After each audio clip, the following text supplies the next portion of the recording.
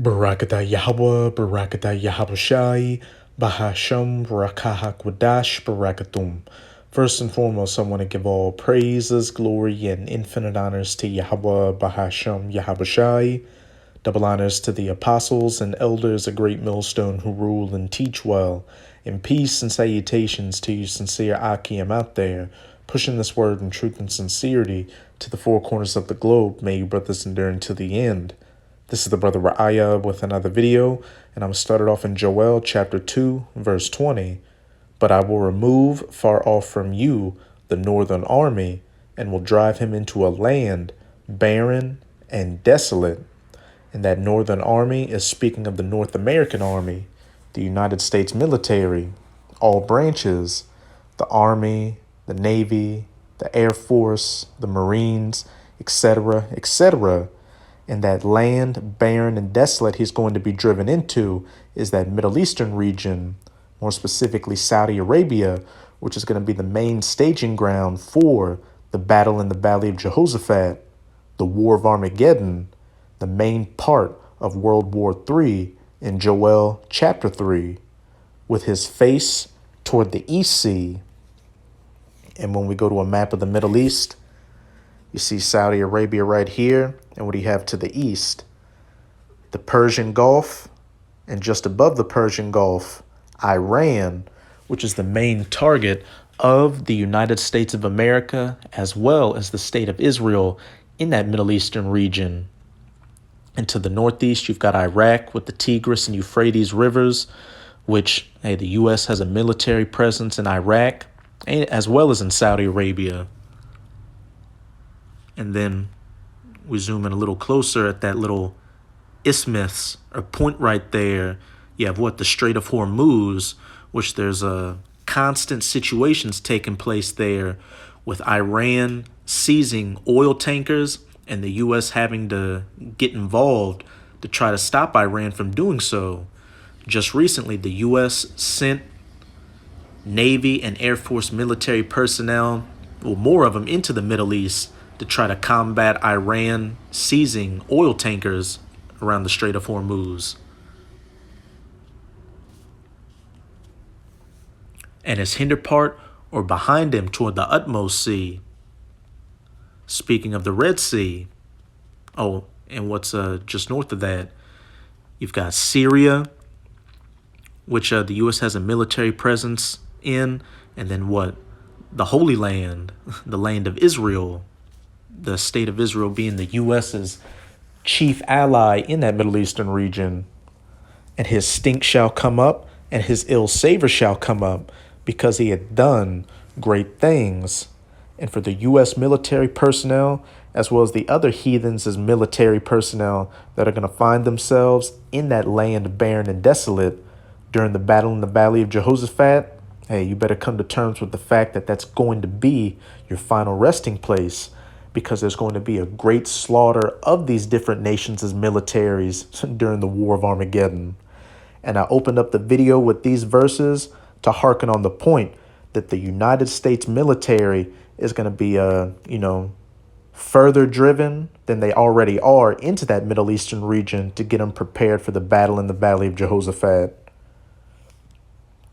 Because, as it's about to say on this article on thehill.com, if Israel strikes Iran over its nuclear program, the U.S. must have its back. Hey, and I will remove far off from you the Northern Army.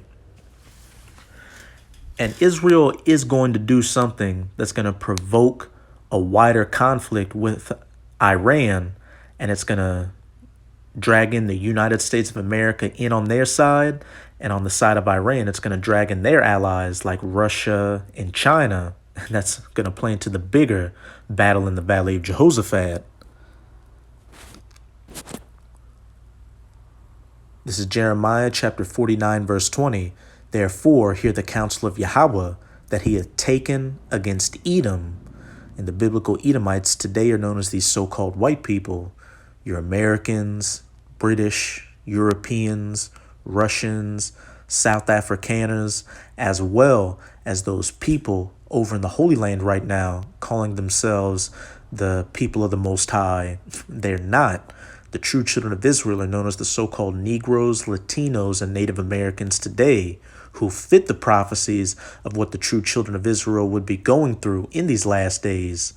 Those people over there are Amalekite Edomites.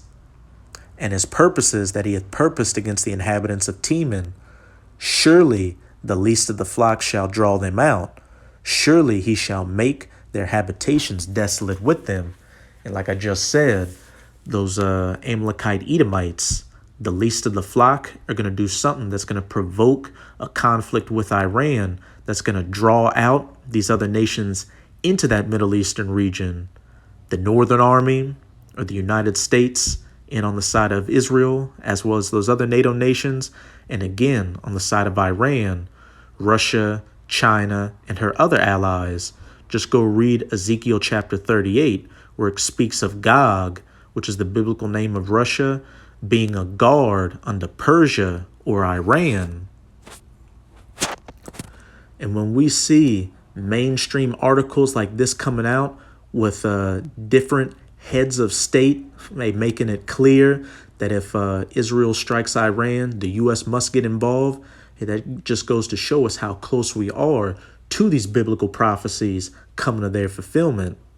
And, with what's going on in Ukraine and, the economy and a lot of other major events going on out here, things have seemed quiet over in that Middle Eastern region. But be not mistaken, like I've been saying, that battle in the Valley of Jehoshaphat, the War of Armageddon, is going to be the main part, the final part of World War III. But let's get into this article. The Biden administration should learn from its unpreparedness for the Russia-Ukraine war and begin to prepare for a major Israel-Iran conflict. The administration needs to set aside its differences with the Israeli government, overcome its aversion to conflict with Iran, and begin to work closely with Jerusalem to prepare for the growing likelihood, an inevitability, that Israel will feel it has no choice but to initiate military campaign against Iran's nuclear program. In No Daylight, a new report from the 1948 Institute for National Security of America, JINSA, where one of us is president and CEO, and the other is a distinguished fellow, and other retired senior military officers and national security experts explain that whatever differences the U.S. might have now with Israel over Iran policy, our two countries' interests will be aligned after an Israeli strike. Surely the least of the flock shall draw them out. Consequently, in preparing for its response, the U.S. guiding principle should be no daylight with Israel to ensure 1948er military success, mitigate Iranian retaliation, and limit the scope of the conflict. Vital interests for both countries. If Israel is compelled to act due to a failure in U.S. policy and deterrence, the extent of U.S. backing will directly impact Iranian action. The more the Iranian regime perceives strong U.S. support for Israel and believes it risks direct confrontation with America's unmatched military power, the likelier that it will limit its response. And we're coming into the times to where people aren't concerned, with the U.S. or its military anymore. These other nations, these smaller nations, such as Iran, which have been bullied by the U.S. and other Western powers for the longest time, see an alternative, an ally in the East with nations like Russia and China and, that whole BRICS system.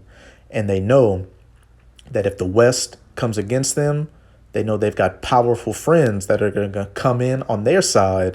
And that's exactly what's going to happen. Conversely, the more daylight between the U.S. and Israel, the more likely Iran and its proxies, especially Hezbollah, will unleash its arsenal of 100,000 plus rockets and missiles at Israel, wreaking immense Israeli civilian destruction and an enormous Israeli reprisal, such a conflict will likely pull in the U.S. military anyway, again, and the least of the flock shall draw them out, and I shall remove far off from you the northern army into a land barren and desolate, and could spread throughout the region with significant strategic and economic consequences, with his face toward the east sea and his hinder part toward the utmost sea. A U.S. betrayal. Let me see.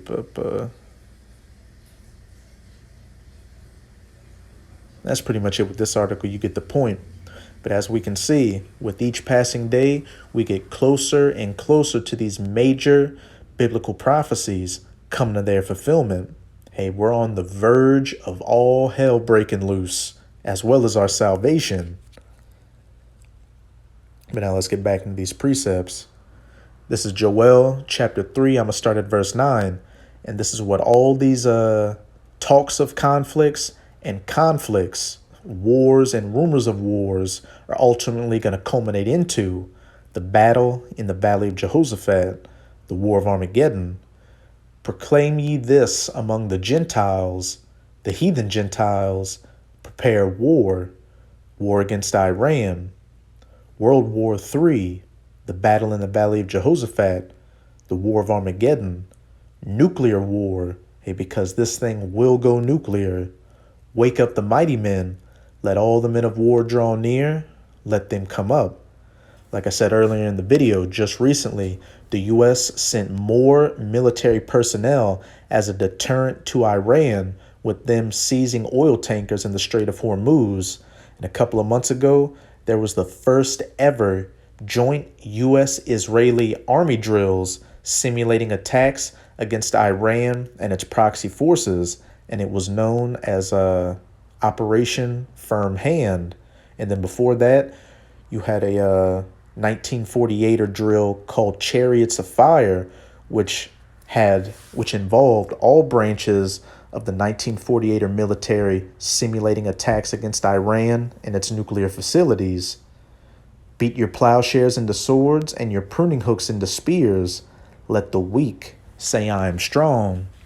Like I also said earlier, not too long ago, these smaller nations, would have backed down from threats by the U.S. and the West. But now that they see that they've got powerful allies in nations like Russia and China, they're not as scared as the West anymore.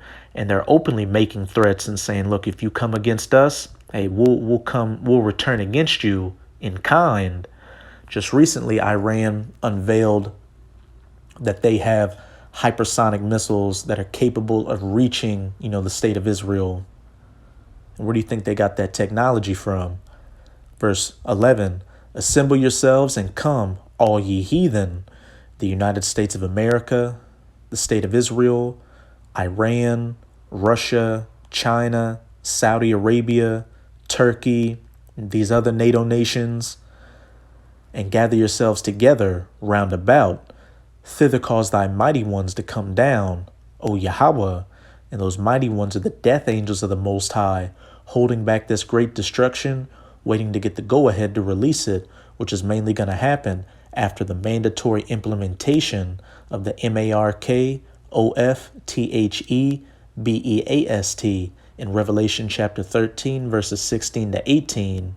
That MARK in the right hand or in the forehead, which is the MICROCHIPIMPLANT. And we can clearly see that its rollout into society at large is right around the corner. Just go to your local Whole Foods and see what other payment options you've got besides swiping your card. They've got those Amazon One palm scanners now. And then there's all these talks about CBDCs, or central bank digital currencies, a digital cashless society. Verse 12, let the heathen be wakened and come up to the valley of Jehoshaphat, or Yahweh Shaphat in the Hebrew, which means Yahweh's judgment. For there will I sit to judge all the heathen round about, And when you go up to the first couple of verses in this chapter, you'll see why these heathens are being gathered down into the valley of Jehoshaphat, because Yahweh Bahasham Yahushua is going to judge them for afflicting the apple of his eye, the children of Israel, again known as you so-called Negroes, Latinos, and Native Americans today.